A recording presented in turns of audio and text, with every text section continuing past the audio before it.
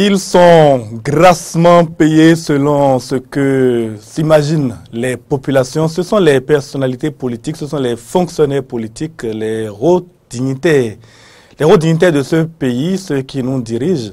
On pense qu'ils sont bien mieux payés que nous tous réunis. Et c'est pour cela que les fonctions politiques attirent du monde apparemment. Nous sommes aujourd'hui en train de chercher à comprendre la rémunération des fonctions politiques au Bénin, les tenants et aboutissants de l'attrait que ces fonctions politiques peuvent avoir sur les personnes. Et quand on sait que beaucoup d'individus, beaucoup de cadres abandonnent parfois leurs fonctions habituelles pour se lancer dans la politique où ils peuvent faire fortune, comme beaucoup tombent sur la paille. On en parle aujourd'hui avec mes deux invités que sont Omar Salouf, rédacteur en chef de Émergence Info. Omar Salouf, bonjour. Bonjour James, bonjour à tous. Merci à vous de nous rejoindre sur ce plateau. En face de vous, un habitué lui aussi de nos plateaux qui opine régulièrement avec dextérité sur les sujets sur lesquels nous l'invitons. C'est Laurent Delors-Faton. Laurent Delors-Faton, bonjour. Bonjour, monsieur Bagui. Vous êtes spécialiste en communication politique et c'est à ce titre que vous êtes sur ce plateau aussi régulièrement et vous nous faites bien plaisir quand vous êtes là, autant à nous qu'à nos auditeurs et à nos téléspectateurs. Je vais commencer par vous poser la question. Vous avez une idée des sommes que gagnent nos hommes politiques au Bénin? Avez-vous une idée, avez-vous des certitudes sur les montants que gagne, par exemple, le chef de l'État, les ministres, etc., Laurent Delors-Faton? Je voudrais, avant tout propos, dire quand même que la question que vous posez fait partie des questions fondamentales dans notre pays. Ce que gagnent les personnalités politiques, pourquoi les personnalités politiques, pourquoi les hommes ont tellement cet engouement à aller vers la politique, c'est l'une des questions les plus grandes à laquelle il faut trouver une solution, à laquelle il faut réfléchir, et sérieusement. Ce n'est pas y réfléchir de manière banale, parce que cette question touche tout notre vécu quotidien. Mais quand on en vient à la question spécifiquement posée, personne ne connaît ce que gagne aujourd'hui le gouvernement. On connaît ce que gagnent les députés, on connaît ce que gagnent les directeurs généraux et consorts, on connaît ce que gagnent les DC et les DRC, les SGM, on connaît ce qu'ils gagnent. Mais personne ne connaît ce que gagnent les ministres de la République, ce que gagne le chef de l'État. Vous êtes vraiment sûr de savoir ce que gagnent les députés? Oui, le salaire des députés est connu. Les députés ne gagnent pas un salaire. Il y a une grille tarifaire qui dit ce que gagnent les députés. Normalement, selon la loi. Ensuite, s'il y a d'autres choses à côté, ça c'est un autre débat. Mais il y a les indemnités de session, les indemnités de plénière et autres qui s'ajoutent à leur salaire. Et donc finalement, on ne sait pas combien ils gagnent? On sait parce que les grilles sont connues. Si vous participez à une session ordinaire, vous avez telle chose, participez à une session extraordinaire, on sait ce que vous avez. C'est-à-dire que si on prend le temps, on peut in fine imaginer ce qu'un député peut gagner au cours de son mandat. Parce qu'on connaîtra les sessions, on connaît les sessions extraordinaires et ordinaires. Mais on ne sait pas trop s'il participe ou pas. On ne sait pas si chacun participe, mais on peut quand même dire, a priori, un député gagnerait tel, parce qu'il y a une grille qui est connue, qui est réglementée par la loi, par des textes de la République. Ça, c'est connu. Mais quant au ministre, à ce jour, personne ne connaît parce que le gouvernement a choisi de ne pas communiquer sur les salaires des membres du gouvernement. Et ce n'est pas nouveau. Omar Salouf, vous n'avez pas non plus, sans doute, comme nous, d'idées précises sur les salaires des ministres. Et ce n'est pas seulement au Bénin que les salaires des ministres et des présidents de la République restent un peu secrets. Pourquoi il y a un tel tabou autour de la rémunération de ceux-là qui sont le président de la République et ses ministres? Oui, tout d'abord, c'est vrai que le président de la République est élu, mais les ministres sont nommés par le président de la République. Et de ce fait, je crois bien que les salaires des ministres... Vous avez commencé par dire que il y a on note un certain engouement des citoyens à aller dans la politique, à forcément faire la politique. Oui, pour plusieurs raisons. Je vais dire d'abord que quand on est homme politique, quand on occupe certaines fonctions politiques de la République, on a plusieurs avantages. Et ces avantages ne sont pas forcément ou exclusivement liés à l'argent. On a la possibilité de se faire plus d'amis, d'avoir des avantages qu'on ne va pas forcément qualifier de pot de vin ou de corruption. Des avantages naturels qui viennent comme ça de par la fonction qu'on occupe. Donc cela peut constituer une raison d'engouement à aller dans la politique parce qu'on y trouve une certaine aisance, on peut régler ses propres problèmes plus aisément. Et au-delà de ça, ce n'est pas tous ceux qui vont dans la politique qui ont pour première intention de se servir eux-mêmes. Il y a des gens qui ont naturellement cette passion-là de servir les autres. Parce que la politique, c'est être au service de la communauté ou de la population. Donc, il y a ceux-là qui ont cette envie naturelle de servir les autres. Et en même temps, servir les autres, on a la possibilité de s'ouvrir au monde, de s'ouvrir, d'élargir son carnet d'adresses et beaucoup d'autres choses.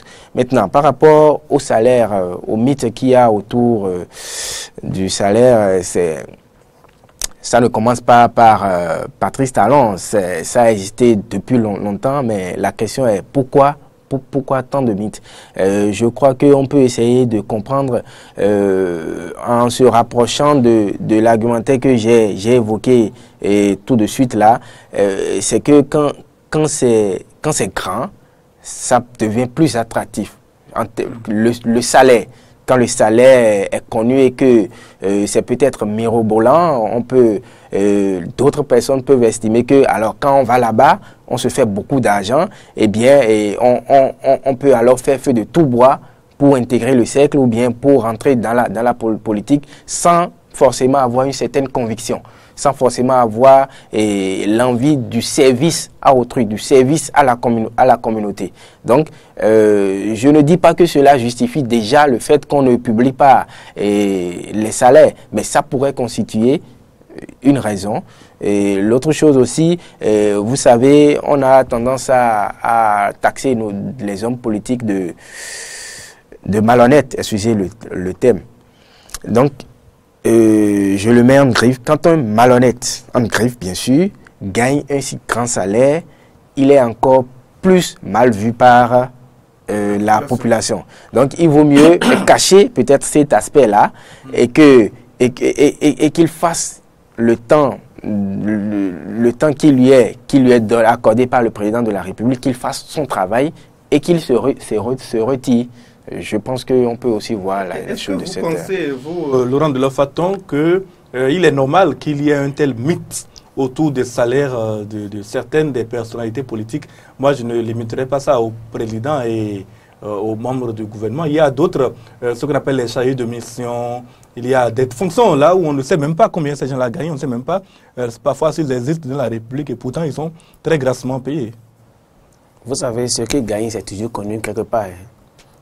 Quelqu'un connaît au moins ce qui gagne. C'est le refus seulement de communiquer.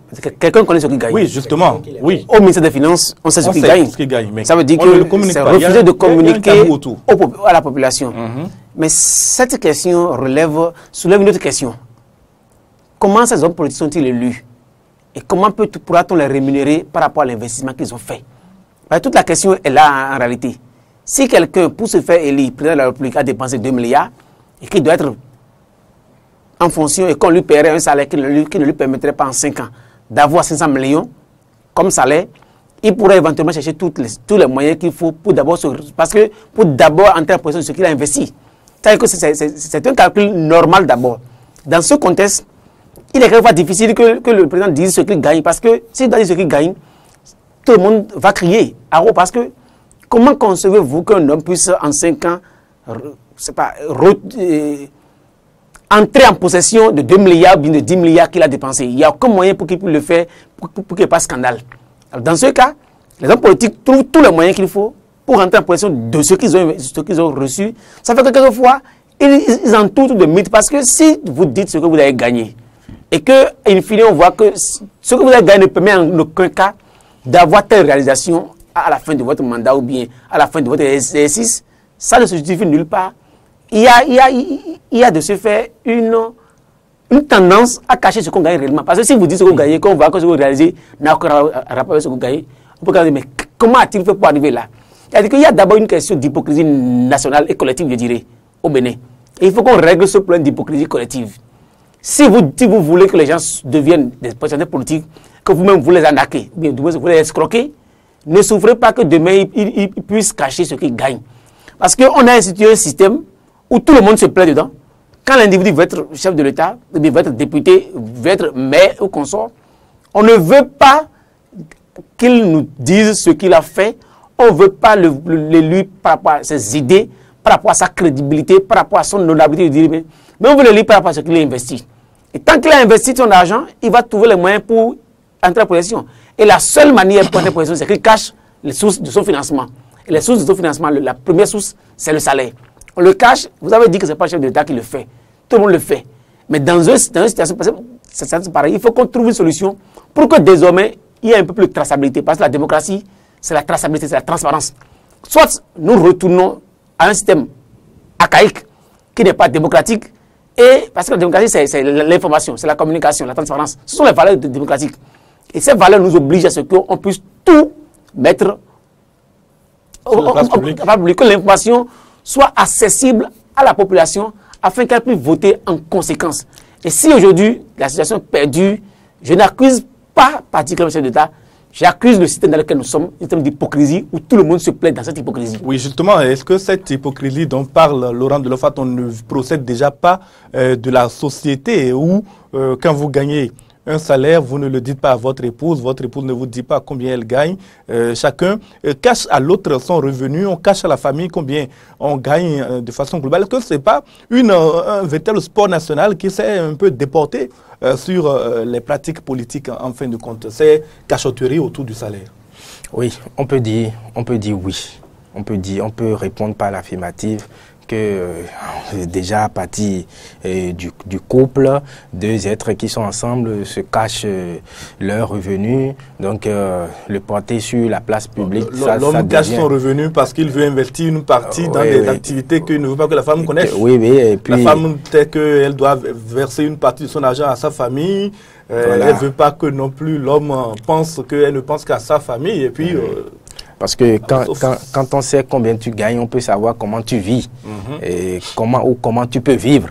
Et quand on sait que tu gagnes une certaine somme et que tu vis autrement, on dira que tu vis au-dessus de tes moyens, et on va se demander comment tu as fait pour vivre au-delà des moyens que tu peux avoir. Et je crois qu'effectivement, on peut répondre par l'affirmative. Maintenant, l'autre chose, l'hypocrisie dont on parle, je crois que les hommes politiques, en général, profitent d'une situation. Et la situation est qu'on ne respecte pas les lois qu'on s'est nous-mêmes prescrites. On a du mal à respecter les lois. Parce que la loi dit que quand on rentre en fonction, ou bien quand on te nomme, quand tu es élu, tu publies tes biens. Et tout le monde connaît ton salaire. Maintenant, le système est tel qu'on n'a jamais voulu respecter ça. Depuis des lustres, on n'a jamais voulu respecter cette loi, par exemple, et bien d'autres lois encore, on n'a jamais voulu respecter parce que il y a un aspect, quand ça touche les politiciens et quand ça touche leurs intérêts personnels, ça là c'est du point de vue général, quand ça touche leurs intérêts personnels, ils se protègent eux-mêmes. Ils ont cette vocation-là à se protéger, à se mettre à l'abri, et autant que faire se peut, des critiques ou bien, pour ne pas dire de la vindicte populaire. Parce que quand on sait qu'on met tout en œuvre pour que la loi est respectée par rapport au bien que chaque député ou chaque ministre a en rentrant en fonction, on peut faire facilement le bilan au terme des 4 ans ou des 5 ans. On pourra dire que, comme le disait M. Faton, quand tu as commencé avec telle fortune, au bout de 5 ans, on te retrouve avec telle autre fortune. On peut faire facilement le calcul. On peut estimer qu'avec ce que tu as gagné, tu ne peux pas avoir ça. Mais où est-ce que tu as trouvé tout ça pour atteindre ce niveau exponentiel-là en si peu de temps? Donc, c'est des questions et c'est cette situation-là qu'on entretient dans l'arène politique pour qu'on ne sache pas forcément ou bien comment on fait pour avoir autant d'argent? Tout ce qui est sûr, les hommes politiques au Bénin gagnent beaucoup d'argent. Ça se voit dans leur train de vie, ça se voit dans la façon dont ils distribuent de l'argent à ceux qui sont leurs affidés, leurs partisans. Ça se voit dans l'organisation de leurs activités politiques. Et ce qui signifie donc qu'il y a de l'argent en politique, ça c'est indéniable. Et si je ne m'abuse, depuis qu'il est au pouvoir, le président Patrick Talon a revu un peu également à la hausse les rémunérations politiques pour un peu mettre, selon ce que j'ai cru comprendre, à l'abri les personnes qui sont dans certaines fonctions, à l'abri de la corruption. Est-ce que vous comprenez que les rémunérations des hommes politiques soient plutôt élevées dans notre pays, Laurent de Lofaton, dans un pays justement où la population vit dans une situation de misère chronique? Que les salaires des hommes politiques soient élevés, là n'est pas un problème. Ah. C'est normal même que le salaire des hommes politiques soit élevé, c'est normal. Parce qu'ils exercent une fonction grande, une fonction noble. Ils exercent une fonction sacrée, il veut dire même, qui vise à organiser la société, à permettre à la société de progresser, à s'occuper de la vie de chaque individu dans son milieu où il est. Et que cette fonction de noblesse devrait normalement leur donner des privilèges. Et les privilèges devraient quand même se faire sentir au niveau du salaire. Ça veut dire que normalement, il ne va y avoir aucun problème quant au fait que les salaires des hommes politiques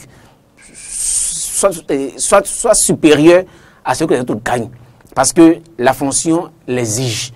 Et ce n'est pas quelque chose de lié à la démocratie moderne. Ça a été toujours une tradition humaine. Par tous les hommes vécus, ceux qui ont la charge de diriger, de gouverner les hommes, ils ont tous des privilèges qui sont liés à leur fonction. Mais le seul problème qui se pose dans nos pays, c'est comment se fait-il que eux, de jour en jour, leur niveau de vie, temps de vie augmente et la population pour laquelle ils sont élus, ils sont en fonction, son niveau de vie baisse de jour en jour. C'est le contraste, parce qu'ils sont payés pour élever le niveau de vie de la population. Et on voit que leur niveau de vie, eux, augmente de manière exponentielle et le niveau de vie de la population dégrade de manière exponentielle. Ça veut dire qu'il y a un problème. La seule question est là. Comment font-ils pour que ce pourquoi ils ont été payés, ils puissent le faire dignement? Mais le paradoxe est qu'ils ne font pas ce pourquoi ils sont payés. Et c'est là où tout le monde est choqué. Sentir que ceux qui, entre griffes, sont paresseux, excusez-moi le pot, sont paresseux ou bien sont du moins incapables d'assumer dignement la fonction pour laquelle ils sont payés, on voit leur niveau de vie augmenter davantage. C'est comme si on a tendance à récompenser les médiocres. La population travaille tous les jours, mais vous qui avez la charge de les aider à mieux s'épanouir, vous ne faites rien et ils coupent dans la misère tous les jours. Et leur situation dégrade. Et c'est connu au Bénin. Le niveau de vie de la population béninoise n'a pas évolué pour autant. Le SMIC n'a pas évolué. Les affaires pour les hommes qui sont dans le privé ne prospèrent pas pour autant. Mais ceux qui ont la charge de les aider à faire cette fonction, ils n'ont pas... Parce que si on doit les noter, la politique béninoise, on doit les noter à des nôtres médiocres. Mais comment comprendre que les médiocres soient encore davantage récompensés et que ceux qui piétinent, qui torpillent, soient davantage écrasés? Toute la question là. Est-ce que vous comprenez, Omar Salouf, que les hommes politiques soient quand même assez grassement payés, qu'ils vivent au-dessus, très au-dessus de la population, pendant que cette population pour laquelle ils sont censés travailler, comme le dit Laurent de Lofaton, croupit dans la misère?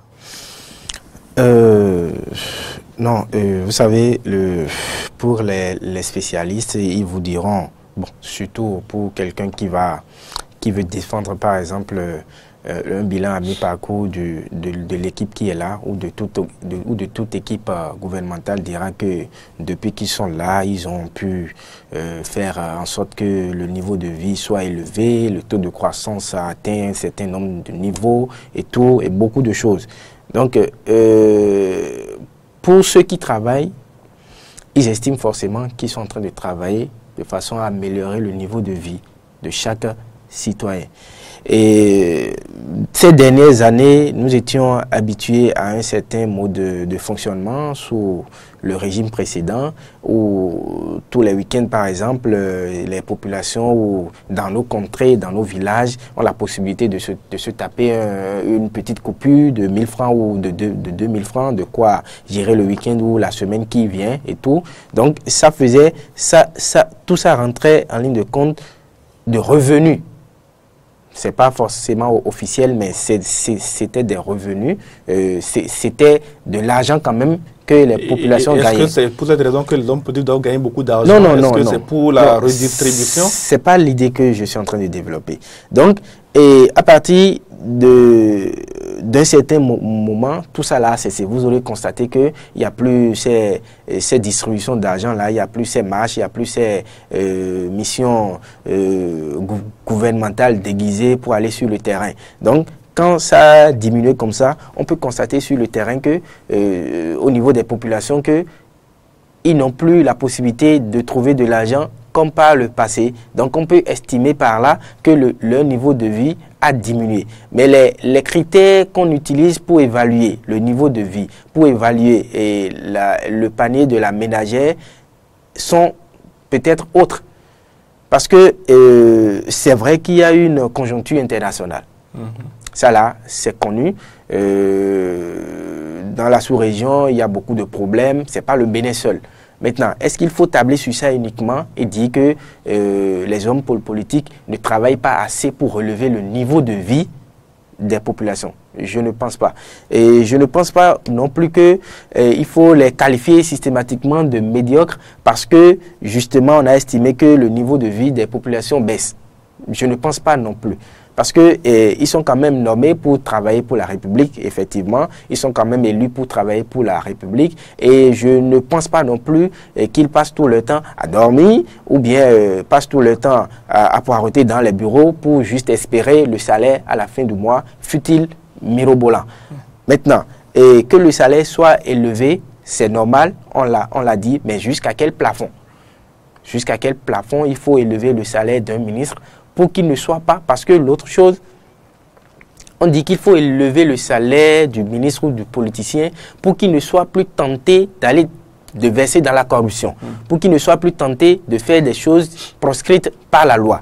Parce que quand tu es appelé à gérer les finances publiques, on est parfois tenté de prendre dedans quand sa propre condition n'est pas reluisante. Donc, pour empêcher ça, ça fait partie des raisons pour lesquelles il faut augmenter, en plus de ce que c'est une mission noble, il faut qu'ils aient des attributs, il faut qu'ils aient des avantages. En plus de ça, il faut qu'ils soient bien logés pour ne pas être tentés de prendre dans l'argent du peuple. Parce qu'en voulant prendre, on prend pas. Et ils prennent parfois beaucoup plus que ce qu'ils devraient prendre, ou beaucoup plus que ce que leur salaire pouvait leur permettre d'avoir. Donc, si on s'en tient donc à tout ça, on peut trouver comme autre raison de la hauteur de la rémunération des personnalités politiques le chemin qui les a conduits jusque-là. Parce que, comme vous l'avez pu le dire tout à l'heure, quand on est candidat à un poste de député, c'est un certain montant qu'il faut investir. Et désormais, d'ailleurs, avec le nouveau code électoral, cela risque d'être encore plus problématique. Il faut avoir investi 249 millions pour une liste, des milliards de francs pour une campagne électorale, même si le montant est fixé par le code électoral. On sait très bien que le montant sera très largement dépassé. Et puis, on est élu, on a investi beaucoup d'argent. Et il faut bien qu'on puisse se rembourser. Vous savez, avant de répondre à la question, je voudrais rapidement revenir sur ce que disait vos avis par rapport à ma position. Ma position ne concerne pas le gouvernement actuel. Ma position concerne tous les politiciens de 90 au moins à ce jour, où le plateau technique de la santé au niveau de la santé béninoise s'est dégradé tout le temps, où l'éducation béninoise s'est dégradée tout le temps, où le taux de chômage a toujours augmenté. Je pense seulement ces trois paramètres. Ce sont les paramètres sur lesquels on doit les évaluer. Et sur ces paramètres, ils n'ont rien fait de sérieux depuis 90 à ce jour. On ne peut pas dire qu'ils n'ont rien fait. Non, ils ont essayé des choses. Ils ont essayé, mais ils n'ont pas trouvé des solutions durables aux problèmes majeurs. Dans le même temps, à côté, le Ghana a fait des progrès majeurs. Dans le même temps, d'autres pays à côté ont fait des progrès majeurs. Mais nous, au Bénin, on n'est pas trop fiers parce que tous les juifs ils ont toujours envie d'être évacués à l'extérieur pour se soigner. Ils ont toujours envie d'envoyer leurs enfants à l'extérieur pour se faire former. Ils ont toujours envie d'envoyer leurs enfants à l'extérieur pour trouver de l'emploi. Ça veut dire qu'il y a un problème qui n'est pas résolu. Et c'est ce problème qu'il fallait évaluer. C'est pour ça que j'ai voulu juste dire, ce n'est pas lié à ce gouvernement. Il y a tous les acteurs politiques qui ont été médiocres dans la durée. Oui, maintenant, quand je viens à votre question, vous savez, j'ai parlé d'hypocrisie collective. Il faudra quand même qu'on redéfinisse les choses. Moi, par ailleurs, vous savez que je suis acteur politique. Et j'ai tout dit, je ne donnerai l'argent à personne pour être élu. Si je dois aller à une élection, c'est que je ne serai jamais élu au Bénin. Je ne donnerai l'argent à personne. Et je ne veux pas être élu pour faire plaisir à quelqu'un. Si on pense qu'on ne peut pas me lire parce que je n'ai pas l'argent, je reste dans mon coin, faire la politique sans être élu. Parce que c'est une constante. Il ne faut pas qu'on fasse les mêmes erreurs et penser qu'on va trouver... Je n'ai pas besoin d'être nommé obligatoirement pour faire ma vie. Mon activisme politique n'est pas lié au poste, est lié à une mission. Ce que je dis, d'aucuns ont dit dans ce pays-là, d'aucuns pensaient quand même qu'on peut faire la politique autrement, ils n'ont pas réussi. Tant qu'on ne veut pas chercher à trouver d'autres moyens pour qu'on valide les idées, les hommes vont toujours voler. Que personne ne vienne critiquer aujourd'hui les hommes politiques quand ils volent, alors que nous aussi, nous les arnaquons à la base. La population est prête à arnaquer les hommes politiques à la base, et aussi ils sont prêts à aller arnaquer l'État. C'est une continuité. Si vous êtes prêts à ce que l'arnaque continue à la base, que personne n'accuse les hommes politiques de voler au sommet. C'est une chaîne. Et les hommes politiques sont à l'image de notre peuple. Le peuple est fait de l'hypocrisie. Parce que si vous prenez, chacun de vous prend 1000 francs, et si vous avez 20, vous avez 20 000 francs. Il faudra que lui trouve au moins 200 000 francs là-bas pour pouvoir assurer ses arrières. Parce que ce qu'il a investi, il faut qu'il entre en position d'abord et s'assurer le suivi. Le système dans lequel on nous a mis, le système démocratique, basé sur l'argent et rien que l'argent, le système qui nous conduit là où nous allons aujourd'hui. Et il n'y a pas autre solution. Les gens vont faire des tests de loi sur la corruption, les politiques vont tout les contourner. Il faut qu'on parle également justement de la corruption. Et beaucoup d'hommes politiques, ils ne sont pas tous élus, et beaucoup sont nommés. Ils finissent leur fonction en étant extrêmement riches. Ils ont construit des maisons par-ci, par-là. On ne sait pas d'où vient toujours cette aisance financière que leur apporte la politique. Est-ce qu'on peut systématiquement dire qu'il s'agit de la corruption ? Non, je ne pense pas qu'on puisse dire systématiquement qu'il s'agit de la corruption. Je disais tout à l'heure que quand on est dans une certaine fonction, on a beaucoup d'avantages. Des avantages, et puis qui ne sait pas... Quelqu'un qui vous offre une maison, il va rien attendre en retour. Par exemple, quelqu'un qui vous demande un service, ou bien qui veut faire, comme on le dit, une affaire, mais régulière, une affaire légale, avec la direction ou le ministère dont vous avez la charge, qui a réussi à le faire, peut en retour vous offrir une maison. Ce n'est pas dit dans la loi.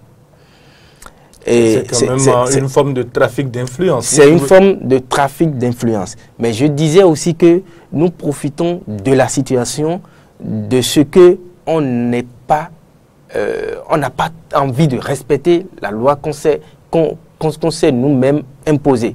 On ne respecte pas les lois. Et donc, dans une situation comme ça, quand on offre une maison ou une voiture à un ministre ou à un directeur, il va le prendre sans être inquiété. Parce qu'il sait qu'il n'y a pas une loi qui puisse l'inquiéter, il n'y a pas une loi qui puisse le contrôler, il n'y a pas des gendarmes économiques ou bien des gens qui puissent l'interpeller. Et puis, il vit ainsi. Et au lieu qu'on l'interpelle, il constitue plutôt un exemple pour la société.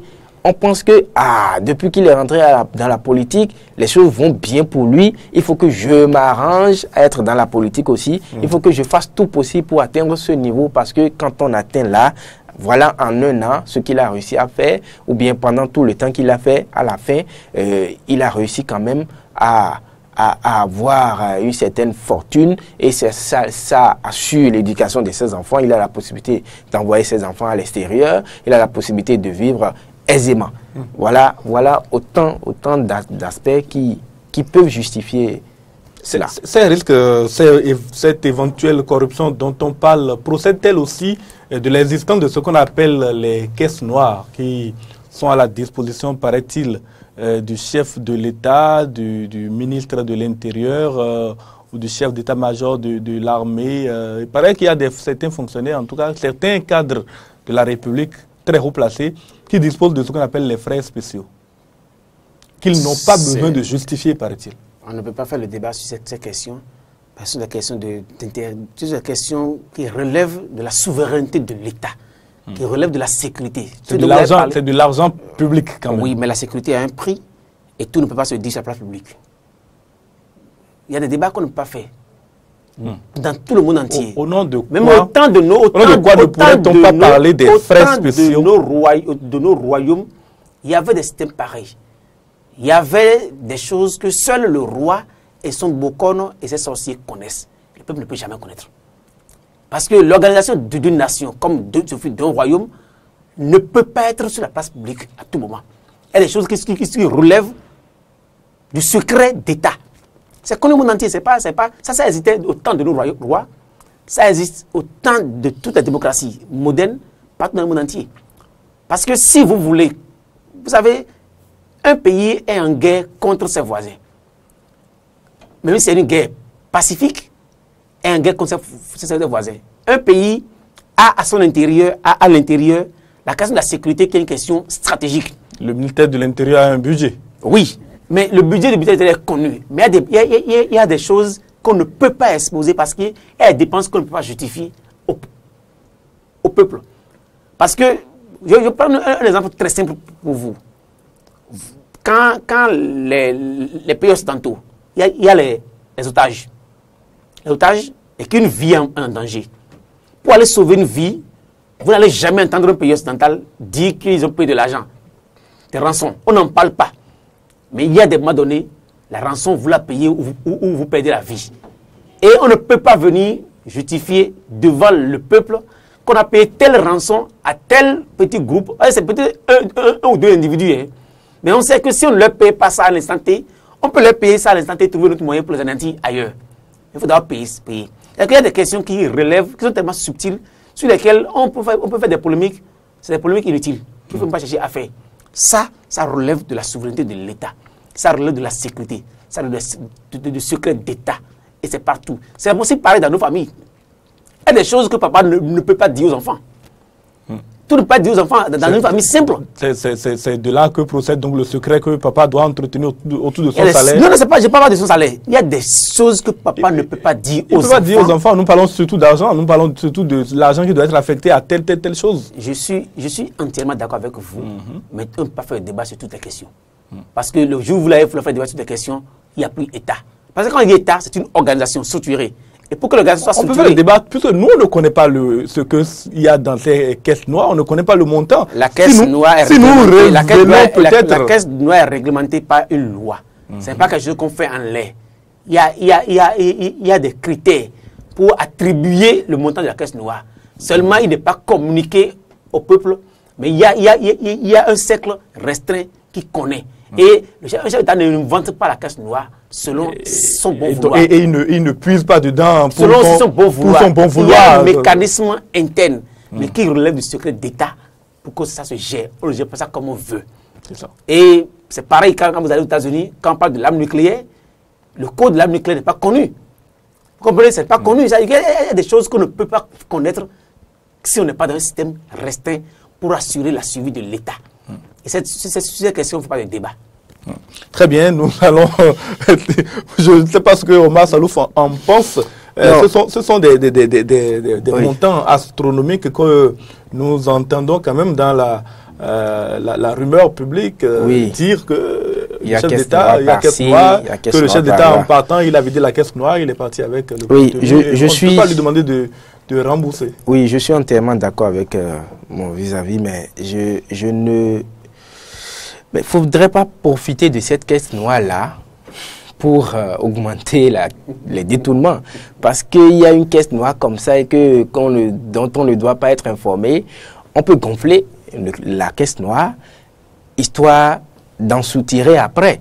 Parce que cela relève de la souveraineté de l'État et on ne doit pas savoir si la caisse noire devait contenir 10 milliards, on peut l'accréditer de 20 milliards, histoire de retirer les 10 milliards supplémentaires pour faire autre chose que ce qui relève de la souveraineté de l'État. Ça peut relever de la souveraineté individuelle de ces hommes politiques-là. Donc, c'est vrai qu'on ne peut pas en parler, mais il faut quand même une certaine honnêteté entre eux là-bas, par rapport à cette caisse noire-là, de façon que beaucoup d'agents du contribuable ne rentrent pas dans cette caisse noire-là pour augmenter le degré de corruption ou le degré de détournement. On a entendu le ministre Modeste Kérékou dire il y a quelques jours que la politique n'a pas vocation à enrichir ceux qui la pratiquent. Qu'est-ce que vous pensez de cette déclaration? C'est d'ailleurs cette déclaration qui nous a inspiré le sujet d'aujourd'hui. Oui, la politique n'a pas vocation à enrichir celui qui la pratique, c'est vrai. Modeste Kérékou est-il un exemple à la matière? Je ne vais pas le juger, je ne vais pas le juger, mais je vais juste analyser les propos et dire que je suis dans la même logique que lui. Parce que quand il s'agit de ce que la politique enrichit, tout le monde va vouloir faire la politique. Alors que la politique, en ces thèmes-là, tout le monde ne peut pas être nommé à la fois, tout le monde ne peut pas occuper des fonctions politiques. Il faut des gens pour élire, il faut des gens qui travaillent autour de ceux qui sont élus. Autour de ceux qui sont élus, il faut une certaine population qui est rompue à la tâche, qui est ouvrière, qui est administrative et tout, et beaucoup d'autres choses. Donc la politique, a priori, c'est pas, on rentre pas en politique pour forcément être riche ou bien avoir beaucoup d'argent et vivre de façon ostentatoire. Et puis on sait en même temps que c'est grâce à la politique que ça a bien changé et donc tout le monde va vouloir faire la politique et la politique devient politicienne. On est prêt, on peut faire feu de tout bon, on estime que tous les moyens sont bons pour y accéder. On est prêt à sacrifier beaucoup de choses, on est prêt à sacrifier l'intérêt de tout un peuple pour ses intérêts personnels. Donc la politique, c'est pas... Est-ce que pour le moment, on n'a pas quand même un problème majeur en politique, vous l'avez dit, hein, cette hypocrisie. Est-ce que pour le moment, la politique n'est pas le contraire de ce que nous sommes en train de professer ici, le lieu de l'enrichissement que l'on peut même qualifier d'illicite de beaucoup d'hommes qui sont passés par ce chemin-là ici au Bénin? Je n'emploierai pas le thème du ministre Modeste Kérékou, j'emploierai notre thème. La politique anoblit tout individu qui l'a fait. La politique anoblit, vous êtes sûr, ici au Bénin? Elle anoblit. Oui. Et dans cette noblesse, il y a de l'argent.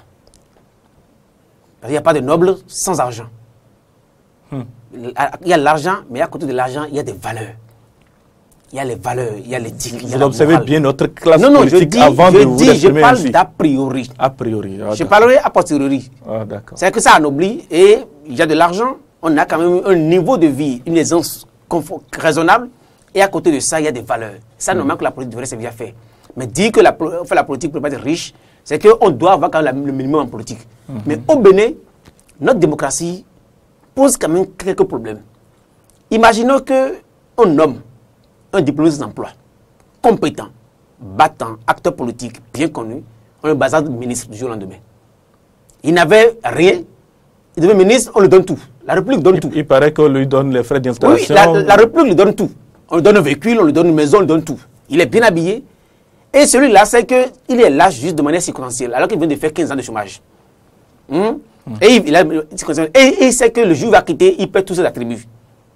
Dites-moi honnêtement si celui-là ne va pas chercher par tous les moyens, pas ne peut perdre ce privilège. Parce que c'est un privilège qu'on l'a donné de manière inattendue.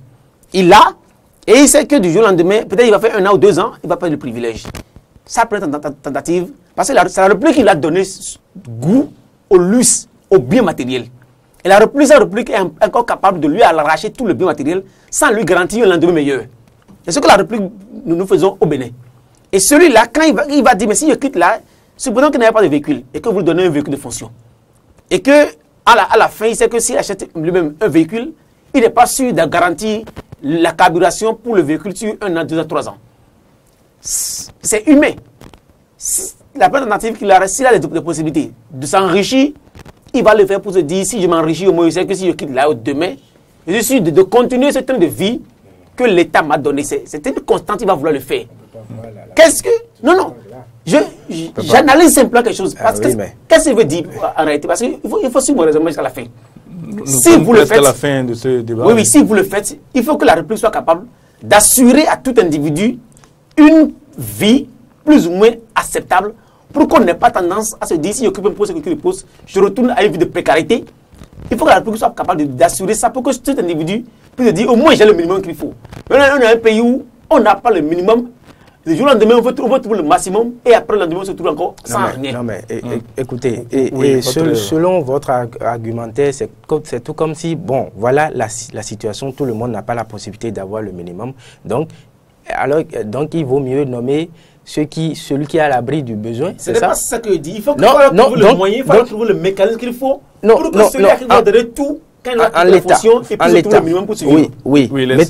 Maintenant, quand vous dites que il a fait 15 ans de chômage et qu'il s'est trouvé dans une situation pareille, il doit tout faire pour s'enrichir, c'est comme si on est en train de légaliser de donner une caution au fait que quand on te nomme, tu dois tout faire pour prendre pour toi. Comme on le dit, avant qu'on ne t'enlève. Comme l'a dit l'autre, être ministre, c'est 24 heures renouvelables. Parce que tu es ministre aujourd'hui, demain, tu peux ne plus l'être. Donc, je dois tout faire pour que, avant demain, je puisse avoir le maximum pour que, dans mon après-ministre, je ne sois pas obligé de retomber dans la vie dans laquelle je suis. Si on voit ça de cette manière, c'est grave. L'autre chose, la seule manière de se pérenniser à ce poste-là, c'est de travailler honnêtement, de servir le peuple pour que celui qui t'a nommé comprenne que, ou bien te voit à l'œuvre, sache que tu as travaillé pour la République et la récompense, c'est de te maintenir là ou de te faire une certaine promotion. Mais faire que de tout voir d'une manière détournée pour se maintenir là, ça là... On sait aussi qu'il ne suffit pas d'être compétent pour être maintenu à un poste de ministre. Il faut également une popularité, il faut un entre-gens, il faut également beaucoup de choses. Un dernier mot pour finir sur ces hommes politiques qui ont été au plus haut sommet et qui sont aujourd'hui tombés dans la misère. Il y en a quand même qu'on voit dans la ville qui sont, vous avez souligné, parfois incapables de mettre plus de 5 litres de carburant, même de contrebande dans leur véhicule brinque-ballant. Il y en a dans la ville. C'est une déchéance de l'autorité de l'État. Assister à de pareilles choses, ça doit faire réfléchir toute la République. On ne peut pas... C'est la faute à qui? Si quelqu'un la faute à la République. Et c'est la faute de la République. Si quelqu'un n'a pas été capable d'assumer, d'avoir un train de vie qui lui permette d'assurer son avenir, c'est encore la faute de la République. La République, parce que la République doit faire de manière que tous les citoyens soient capables de se donner le minimum. Et un homme qui a cette capacité, qui a atteint ce niveau, la société devait trouver un moyen pour qu'il ait le minimum. Et ce que je dis tantôt, c'est pas que je suis en train d'encourager le bordel. Vous voulez dire qu'être ministre doit permettre d'avoir un salaire, une retraite? Ce n'est pas fait de retraite. Je ne sais pas, mais il faut quand même qu'on trouve le moyen pour que ceux qui ont incarné à un moment donné l'État ne soient pas dans la déchéance totale après avoir incarné l'État. C'est que c'est une question, c'est une problématique grande. Ce n'est pas des gens qui ont refusé de se faire corrompre pendant qu'ils étaient je ne sais pas, mais ce qui est sûr, nous avons une culture qui dit on n'est pas et on ne devient rien. Une culture qui dit ça. Et c'est inconcevable quand même que moi, je rencontre un ministre de la République en train de marcher au bord de la voie, incapable de faire quoi que ce soit. Alors qu'à un moment donné, il a incarné la République. Dans les pays sérieux, ça existe quand même. Non, dans les pays sérieux, on fait tout pour que même le chômeur ait un minimum pour survivre au moins. Et que quelqu'un qui a pu quand même travailler, parce qu'on n'est pas des ministres qui veut. On n'est pas ministre n'importe qui. En tout cas, c'est dans les normes. Et j'aurais voulu que les nominations respectent quand même beaucoup plus de normes et que demain, parce que pourquoi a-t-on choisi au chef de l'État qui incarne la nation d'être aux abris après son élection? Il faut trouver aussi un moyen pour que ceux qui incarnent l'État ne soient pas quand même dans des chances après. Oui. Voilà, dernier mot. Et celui qui a été aux affaires, comme on le dit, ministre ou directeur, qui s'est retrouvé après dans une certaine condition, ça peut être dû à lui-même, ça peut être parce qu'il a refusé de se faire corrompre, mais ça peut être aussi que pendant qu'il était ministre ou pendant qu'il était aux affaires, il s'est donné tellement de charges que dès qu'il n'est plus maintenant aux affaires, ce que l'État lui retourne en termes de récompense ou en termes de reconnaissance ne suffit plus pour couvrir toutes ces charges. Parce qu'il a été ministre, il gagnait gros, il croyait que cette vie est éternelle et il s'est donné beaucoup de charges de façon que, mais quand oui, beaucoup de maisons qu'il n'est plus capable de gérer maintenant quand il n'est plus ministre ou quand il n'est plus directeur. Mais voir un ministre marcher, il peut décider de faire du sport. En tout cas, merci à vous, mes chers invités. Omar Salouf, rédacteur en chef de Émergence Info. Et en face de vous, Laurent Delors Faton, spécialiste en communication politique. Nous avons eu du plaisir à vous entendre opiner sur la situation de la question de la rémunération des fonctions politiques au Bénin. Merci d'être venu sur ce plateau.